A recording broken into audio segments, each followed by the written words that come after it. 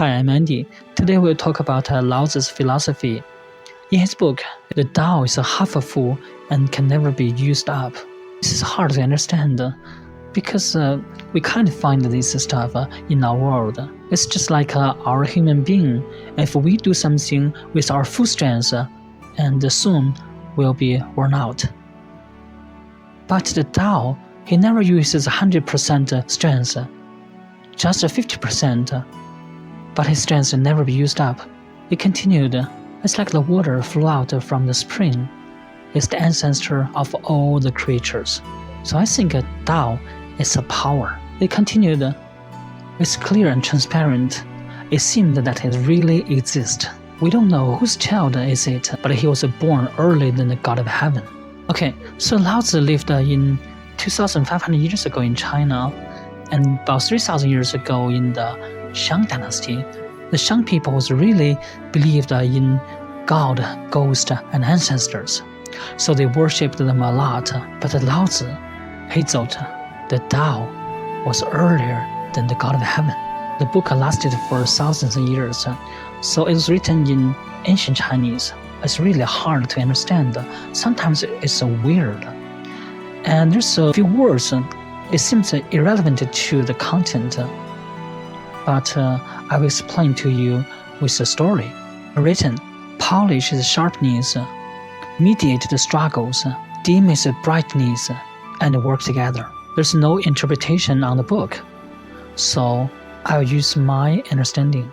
Since the pandemic, I started to listen to Chinese storytelling. They use music instrument and tell the story, but it was in the Shanghai dialect, Suzhou dialect. So people from north like me, we could not understand, but I watched the subtitle because the story is interesting. There's a young man. He and his wife is the performer. It's like the Peking opera. It's a dying art. Young people not interested. Only the older generation would watch it. This young man publishes a video on the Chinese YouTube, but his performance, his skill is just so-so. So some other performers don't like him. So he didn't have a good relationship with other performers. But he kept posting his videos. The social media made him famous. So he was also invited by the CCTV, China Central Television, for a show. So maybe other performers was jealous about him. Till one day, he posted a video on another channel.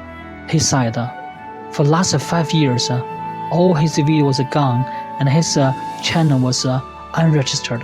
His channel was cancelled.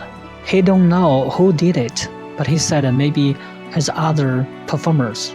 Okay, back to the words, polish his sharpness, because he was too showing off. He was not the best performer, but he was the one using social media to promote that kind of art. I mean, this is good. But he have troubles with his other friends or colleagues. He's too shining. Okay, polish the sharpness, mediate the struggles, dim its brightness, and work together. If we want to do something, you have to polish your sharpness, just in case you hurt other people with a sharp angle.